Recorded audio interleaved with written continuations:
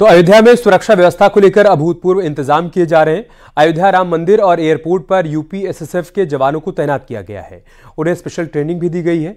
UP SSF के ADG ने जानकारी दी है कि अयोध्या में एयरपोर्ट और मेट्रो स्टेशन के साथ ही तमाम अहम जगहों पर सुरक्षा की जिम्मेदारी मिली है।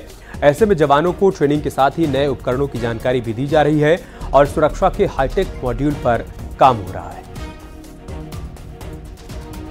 अयोध्या में मंदिर सुरक्षा की जिम्मेदारी हम लोगों को मिली है। उस जिम्मेदारी के अनुसार हम लोगों ने काफी दिन पहले ड्यूटी का डिप्लॉयमेंट कर दिए हैं और नए नए इंस्ट्रूमेंट्स आ रहे हैं। उस इंस्ट्रूमेंट्स को चलाने के लिए भी, जैसे कि वहां पर पिलग्रिम फैसिलिटेशन सेंटर भी है, पीएफसी कहते हैं उसको, पिलग्रिम फैसिलिटेशन सेंटर। वहां पर लगेज रखे जाते हैं। लगेज वहां पर रखने से पहले XBAS से, x-ray baggage inspection system, x-ray machine से उसको पूरा छानबीन करके उसके बाद ले जाते हैं।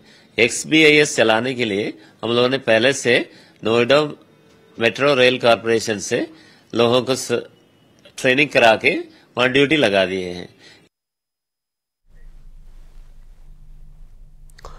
रामनगरी के प्रवेश द्वार से लेकर मठ मंदिर और सड़कों पर तीसरी नजर से निगाह रखी जा रही है। 22 जनवरी के कार्यक्रम को लेकर अयोध्या का सुरक्षा घेरा सख्त कर दिया गया है। कंट्रोल रूम से सुरक्षा बल रामनगरी के चप्पे चप्पे पर नजर बनाए हुए हैं। 22 जनवरी की प्राण प्रतिष्ठा को लेकर पुलिस अलर्ट मोड पर है। संपूर्ण रामनगरी की सुरक्षा के लिए मास्टर प्लान तैयार किया गया है।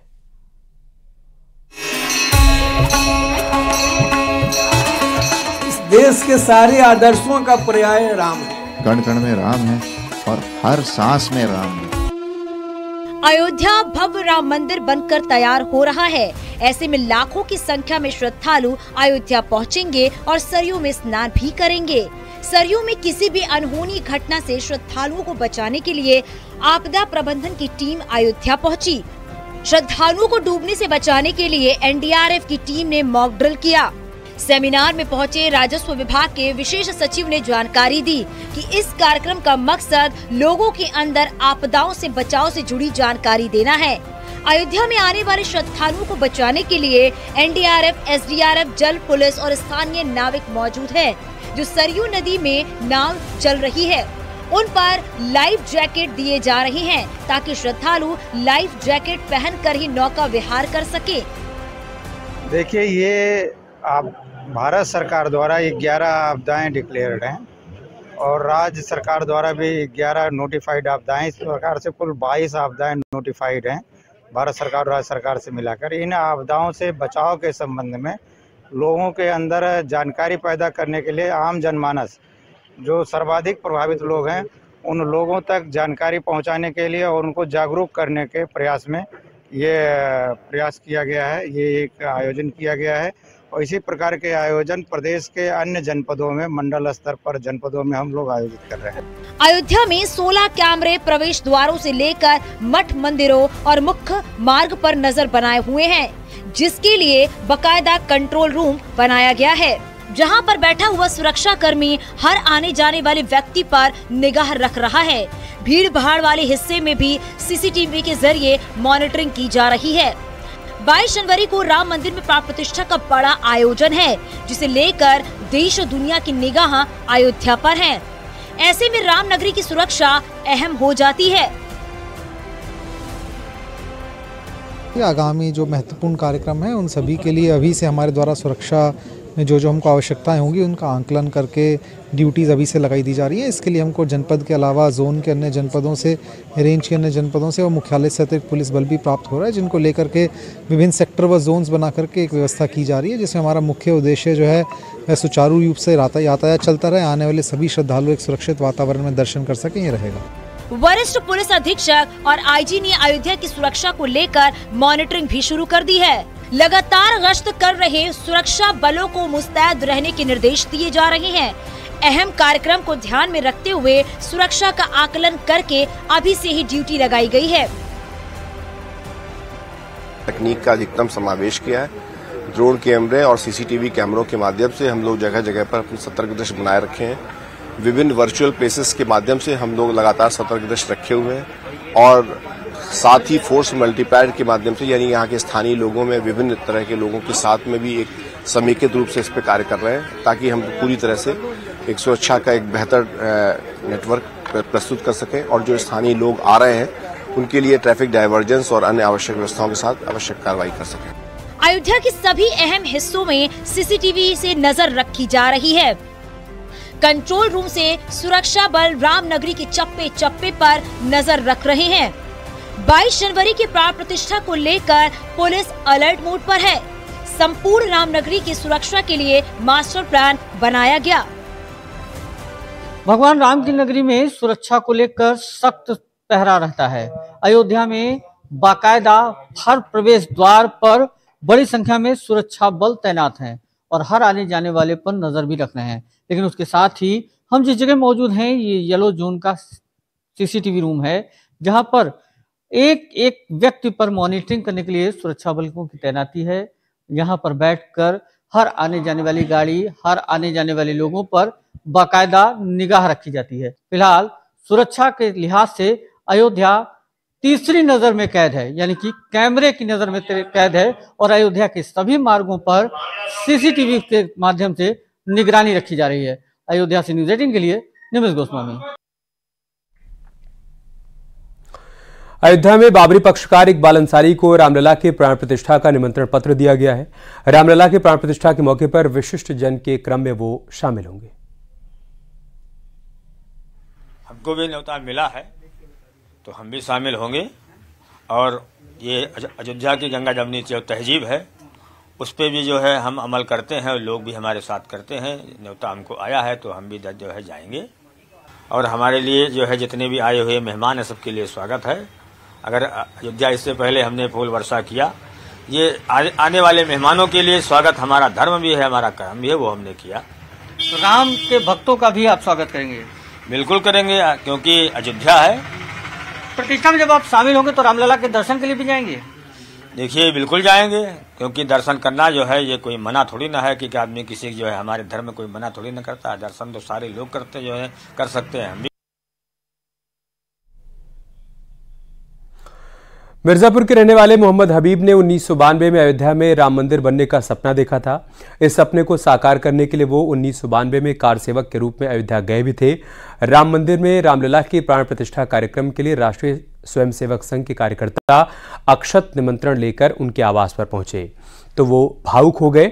निमंत्रण पत्र मिलने की खुशी जताते हुए मोहम्मद हबीब ने 22 जनवरी को वहां मौजूद रहने की बात कही।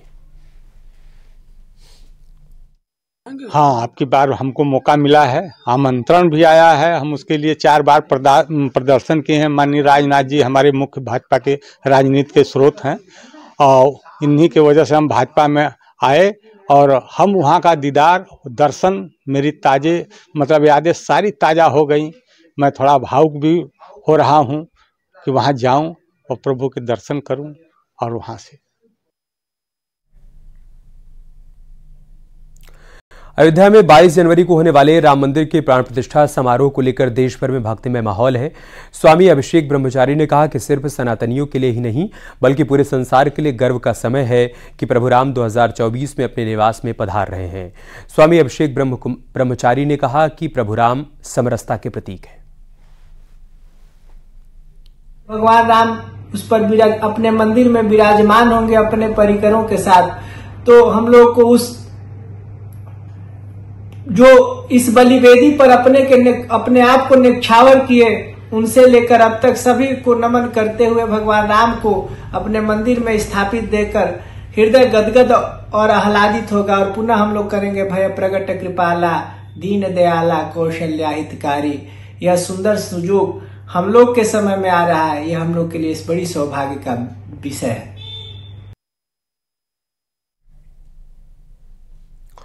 भगवान राम की 51 इंच की मूर्ति जयपुर से अयोध्या लाई गई। 51 इंच की इस मूर्ति में भगवान का बाल स्वरूप झलक रहा है, जिसकी तस्वीर इस वक्त आप देख पा रहे हैं।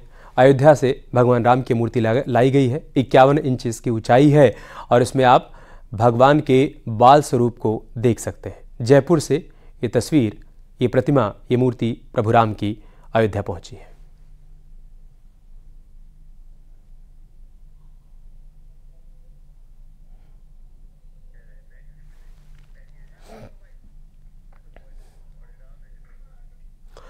इन दिनों बरेली की 3 तलाक पीड़ित मुस्लिम महिलाएं रामलला के वस्त्र बनाने में जुटी हुई हैं। रामलला के वस्त्र में खूबसूरती के लिए जरी जरदोजी का भी काम किया जाएगा। ड्रेस को तैयार करने के लिए इस ड्रेस को लेकर ये 3 तलाक पीड़िताएं अयोध्या जाएंगी और वहां के महंत को इन खूबसूरत पोशाक को भेंट करेंगी।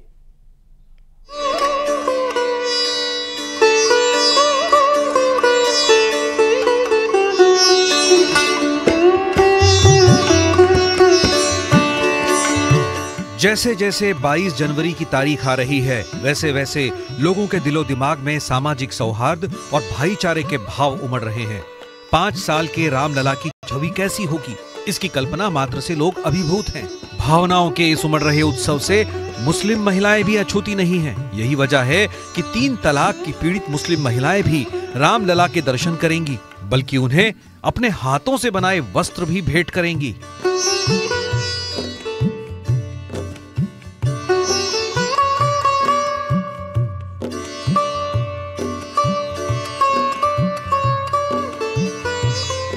तीन तलाक से पीड़ित मुस्लिम महिलाओं की तैयारी आखिरी चरण में है। अपने दिल की ख्वाहिश पूरी करने के लिए ये मुस्लिम महिलाएं पैसे का इंतजाम चंदा जुटाकर कर चुकी हैं। भगवान रामलला के वस्त्र मोतियों से जड़े हैं, उनमें खास कारीगरी की गई है।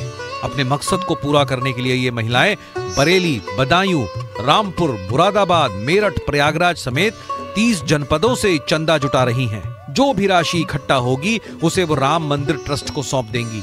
यूपी में 3 तलाक से पीड़ित जो महिलाएं रामलला को अपने हाथ से बनाए वस्त्र भेंट करना चाहती हैं, उनकी एक ख्वाहिश ये भी है कि उन्हें ट्रस्ट से अनुमति मिले तो वो हर साल रामलला के लिए अपने हाथ से वस्त्र तैयार करना चाहेंगी।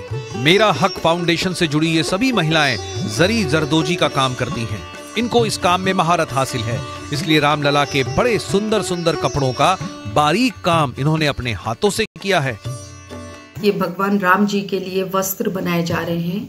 जो अयोध्या में राम मंदिर तैयार हो रहा है, ये वस्त्र वहाँ भेजे जाएंगे तैयार करवा के। और इसमें हम वस्त्र भी तैयार कर रहे हैं, इसके साथ साथ जरीदोजी का काम, कारचोपी का काम जो महिलाएं जानती हैं उनसे इस पे कारचोपी का काम भी करवाया जाएगा। और इन वस्त्र को हम अयोध्या लेके जाएंगे और भगवान राम को भेंट करेंगे। इस ड्रेस को बनाने वाली महिलाओं का कहना है कि फुर्सत के क्षणों में वो इस ड्रेस को तैयार करती हैं। इसमें ज्यादातर महिलाएं वो हैं जो जरी जरदोजी का काम करके अपनी जीविका पालन करती हैं। ऐसे में रामलला की ड्रेस में वो जरी जरदोजी का विशेष काम भी करेंगी, जिससे उनकी खूबसूरती बढ़ेगी।